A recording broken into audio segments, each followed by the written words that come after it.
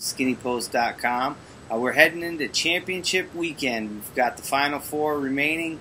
Winners go on to the Super Bowl. It's a huge week for 4 cities. Gail, let's jump right in. Let's talk NFC first. Let's go Chicago Bears versus Green Bay Packers. It's a historic rivalry. A lot of games between the two teams. They're heading to Chicago, and the Bears are ready for the Packers. How do you see it going down? Well, I've been pretty impressed with the Green Bay Packers as of late. They've been playing playoff football for the last 3 weeks, while other teams have just been sitting pretty. These guys have been, fighting and scratching and surviving like the good times. And here they are in the battle for the championship, NFC Championship. I like what Aaron Rodgers has done. He's coming to his own his last couple of weeks. And the season, he's played well. And a lot of injuries have, impacted the Packers this season. They face a tough Bears defense. However, for the Bears defense, this is the toughest time to face Aaron Rodgers because he's been heating up. So I'm going Packers. I'm definitely. I just think they're playing at an all-time high right now. See, now here's the thing. There's so many little factors, in my opinion, and so many little games within a game. When you have a division rival like this, you know each other well. It's hard to really surprise them, and unless they physically just dominate them, I don't see them blowing them out. I think the Packers are playing better, and they're the better team. But for some reason, I just think Chicago might sneak out a win here. And I think it's one of those situations where you don't have to beat them 9 times out of 10. You just got to beat them once. And you just have to prepare for one game. And, they know what Aaron Rodgers likes to do. They know how the receivers are. They know it. They know this team. They know Clay Matthews and what his tendencies are. Physically, I think Green Bay outmans them. But I think Chicago, first of all, they're playing outside. It's going to be cold. It's not going to be like Atlanta where you're in a climate control with good footing and you can put that perfect spiral on it. They're going to be outside. It's going to be windy. The ground's going to be hard and nasty. I just think that Chicago could keep it close and someone like Julius Peppers makes a play, maybe a swipe ball or a sack or a fumble and recovery, a punt return by Devin Hester, a big touchdown catch by Olsen, something that just puts a team over the top.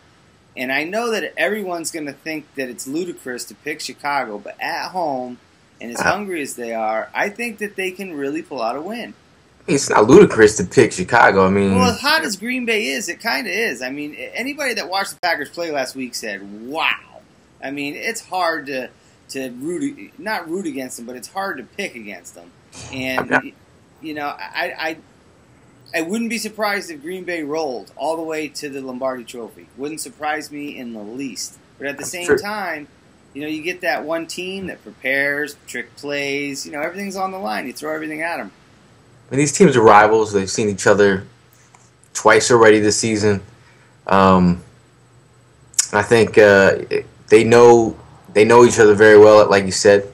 I think if the Bears don't get up early, they're probably in trouble.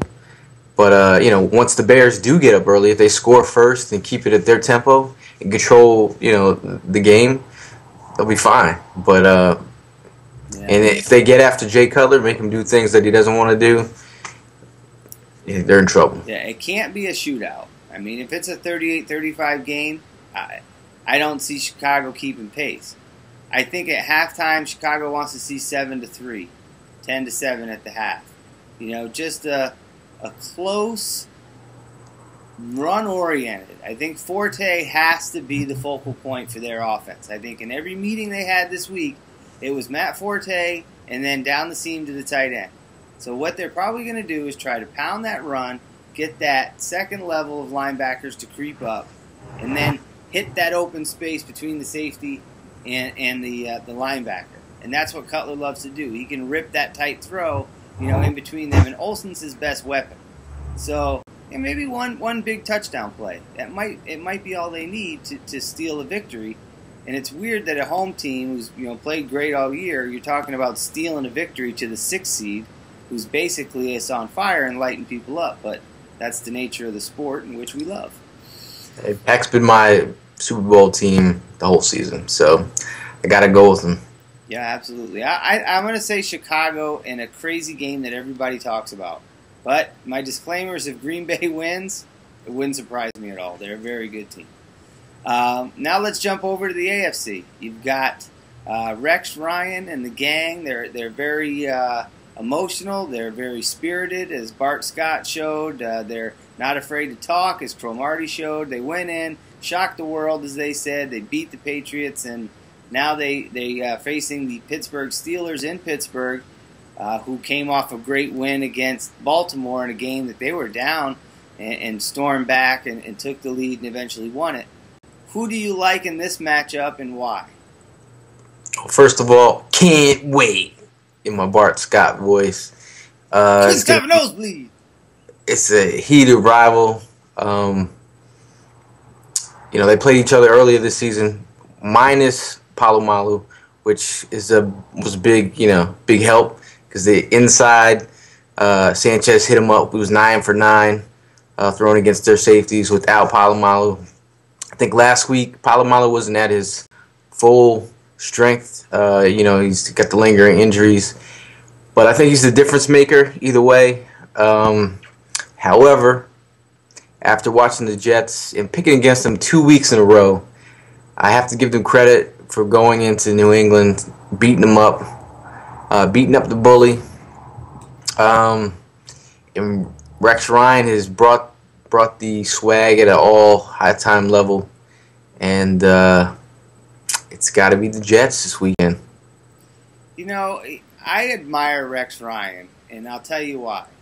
He has been talking about how the Patriots, he kind of puts them on a pedestal to make his team angry, to get them fired up, and they're not respecting you. But if you look at it, when's the last time that the Patriots were in an AFC Championship game? It's been a while. But if you look at Rex Ryan, he's been in the last 3. Yeah. If you include this one. Last year he was with it. The Jets were in it. And the year before, when he was in Baltimore, they were in it. So, here's a coach who's sitting here saying, they're the team to beat. They're the team to beat. The Jets have been in the championship game now 2 straight years. Now, a lot of teams can say they've done that. So, he's got them playing, and I agree. But I can't say they're going to win this game. And the reason they're not going to win this game is because how many teams, honestly, go into Pittsburgh, right? They go into Pittsburgh twice in one season, and they win. Cincinnati Bengals last year. They went into Pittsburgh twice and won? All right. They won once. They won one road game. Right. They didn't win 2 road games there. All right. You got me. I'm just saying the odds can't be in their favor. I don't know what they are. I'm not a numbers guy. But what I'm saying is you can't go into Pittsburgh twice and win, especially when everything's on the line. I like the Jets have a better team this year than they did last year, and they kept the Colts to a very low-scoring affair. So, I think it's basically the same team, a little bit more veteran leadership in some positions, but they also have a quarterback who's played an extra year and has played in a championship game already. It's his second year in the league. He's already played in 1. Now he's playing in 2. So, Sanchez is getting him there. He's not making the mistakes. He's playing smart. But that Pittsburgh defense, if there's one constant, Pittsburgh has been in what? How many Super Bowls now? How many playoff games? And Dick LeBeau has got to be the reason. Head coaches have come and gone. Quarterbacks have come and gone. The players have come and gone. But Dick LeBeau has been the constant. And he's going to dial up a defense that's going to get the Jets off kilter just enough that they can make one big play to Wallace and win 17-13. Something wacky. Pittsburgh gets the W. You got the Bears and the Steelers. I think you forgot about this guy on the other side. I forget his name. Revis. Hey, here's the thing. You collapse the pocket and Ben rolls outside. As Ben rolls outside, the play extends. I don't care how great of a cover corner you are. When the quarterback's got the ball for 8 to 10 seconds, wide receiver's getting free. And when he runs a 4-2 like Wallace, he's running by Revis after 8-9 seconds of different cuts and routes. Guys get open, and Roethlisberger finds them. That's how the big plays happen. They got to keep him in the pocket if they want a chance. He starts running around, that's when bad things happen. I mean, as much as the Steelers dial up the blitz, the Jets kick that up a notch. They're blitzing about 50% of the time, 57% of the time, and they're doing it well. And they're blitzing guys and dropping guys back into coverage, but they're still blitzing you. They didn't blitz them up last week though. That's how they confused New England. Is they changed it up. They were getting pressure. Ellis was getting in there, man. Yeah, the front four played well, and that's the game within the game, and that's what I want to see. What if the Bears totally change up their defense? What if they play that cover two, and all week long Rodgers is going to figure out where he's going to go with the cover two, and all of a sudden they decide to get out of the cover two and they're going to play man on the outside, stand Peppers up, move him all around. I mean, they could do it. They have the athleticism with Urlacher and all those guys to try different things. I'm not saying they're going to get out of what they do, but they could throw in some wrinkles that confuse a high-powered offense. Just like the Jets did last week against New England, Chicago can take the same playbook and do it to Green Bay. Or Green Bay could do it to Jay Cutler, make him throw 3 interceptions. I mean, this is what's interesting. That's why I'm looking forward to these games. Well, what's going to be interesting is watching the haunting of Santonio Holmes trading him to the Jets, and now he could potentially come in and spoil your season. He could be I think he's going to be the difference maker in this game. He's making big plays the last couple weeks. Look for Santonio Holmes to do what he does best, and that's make the big catch. Especially in the end zone. Tiptoe corner catch, something. Yeah, I agree. And there's so many different ways these games can go. But I think for both the Bears and the Jets, high-scoring games equals a loss. Anything that gets up over 25, 30 points, they're just not going to keep pace. And I think that has to be the game plan for the teams that can move the ball offensively. The Packers are going to come out throwing, and they're going to try to put up points. Because they know that if they can get Cutler into a throw-only mode, that's definitely in their favor with Woodson and Williams, who's playing at a really high level, back-to-back weeks, interceptions.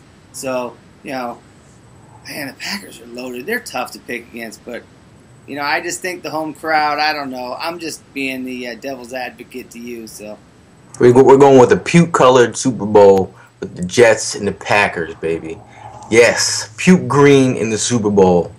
That's right. It's going to be the Pea Super Bowl.